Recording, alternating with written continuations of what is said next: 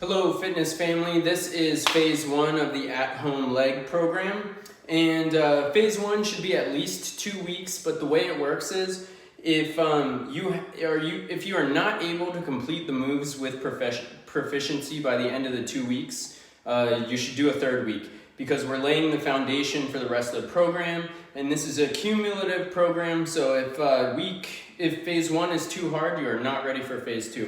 So we're going to start with the mechanics primers. The mechanics primers are just to work on your jump mechanics and your shoulder and hip mechanics in those positions. So the first one is arm swings for 6 reps. And what you want to do is you want to pick your arms up, leave your torso in place, and you're going to swing them back with your pinkies going up to your ear, which is really important. So I go...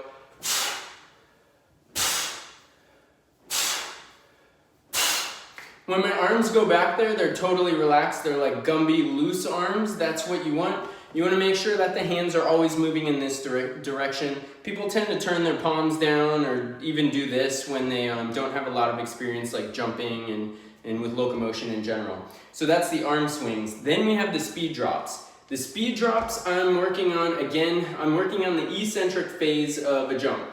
So I'm going to calf raise up. I'm showing control at the top. And I'm going to drop my hips quickly and pull my arms back so my pinkies are up to my ears. And I'll go for 6 of them. So I calf raise, drop. And I want to start working on developing speed on the way down. So like instead of just falling at the rate of gravity, I'm attacking the floor. So those are the mechanics primers. Now you have the first out of 3 supersets. The first one is a 1-leg speed drop stick, and we go 8 reps alternating. So I calf raise with my arms up, and then I'm going to shift my weight to my left leg and bring my leg back.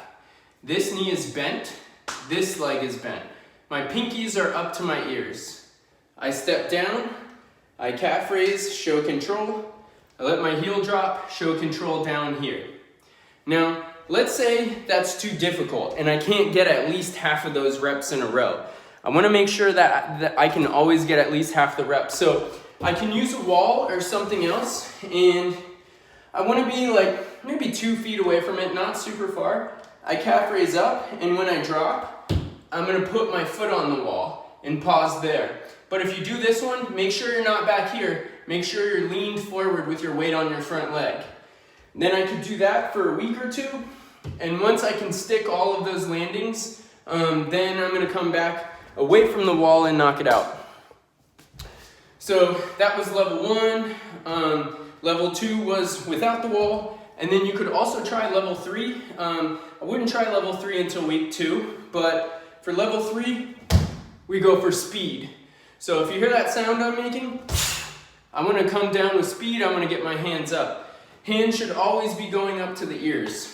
Okay, so that is the 1-leg speed drop stick, and this is the rapid deceleration. Most people need visuals, so what you want to do is you want to have them get 2 things that will resemble cones, or just like give them some kind of visual plan. So I'm going to use 2 shoes here. These are my wife's. So I'm going to start back. For week 1 on the rapid decel, I'm going to step right leg with my left arm. I go here, and then I throw my arms, come back. I leave that arm at the top, make a big step here, come down, throw my arms to come back up to the middle. Big step, throw my arms. So I'm going to get all of my reps like that for week 1. On week 2, I'm going to add in a shuffle. The way I think about the shuffle is, I'm starting here, this is my home plate or whatever.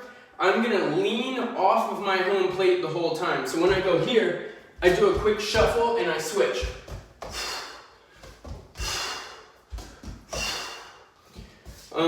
So it's all about shuffling here and not putting your weight in the back leg. And I'll put some shoes on because I honestly lost my footing a little bit. And I'll show you, so you can make it even more explosive. So Big step here. Make sure you're stable. And quick explosion with the arms changing. So that's the rapid decel.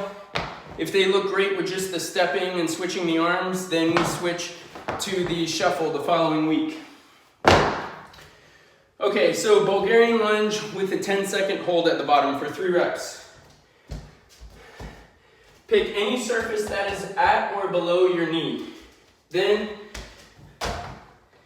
come down into a Bulgarian lunge, and I'm gonna come up and just hover above the ground for 10 seconds. When I finish the 10 seconds, I'm gonna lock out and come right back down and hold for the next 10 seconds. I do that for 3 reps. It's an isometric hold, works your hip flexors and your quads big time. It's also gonna make you really stable in the bottom of your jumps. Okay, then we have lateral bounds for 8 reps. And I'll show you on these cones. These cones. So for lateral bound, I'm gonna stand on my right leg. My hips are back, super important. My arms start over to the right. I'm gonna swing my arms and push off like this. My arms will lead the action. My back leg trails behind me as my hips are back.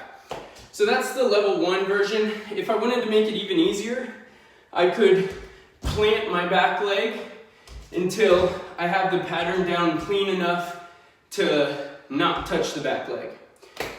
If you're already pretty good with that, then we just make them bigger. I don't want to jump out of screen, but I would just throw my arms, jump really big, land low, throw, jump big, and land low. So that's the Bulgarian lunge. Now you have the next set is shoulder elevated marches with a long duration jump. For the shoulder elevated marches, I can use whatever platform I used before for the Bulgarian lunge. Oh, this thing is pretty weak. All right, I just broke that. So I'm gonna use a foam roller, but you can use whatever you used before. So my shoulders are on whatever the surface is. My hips are high.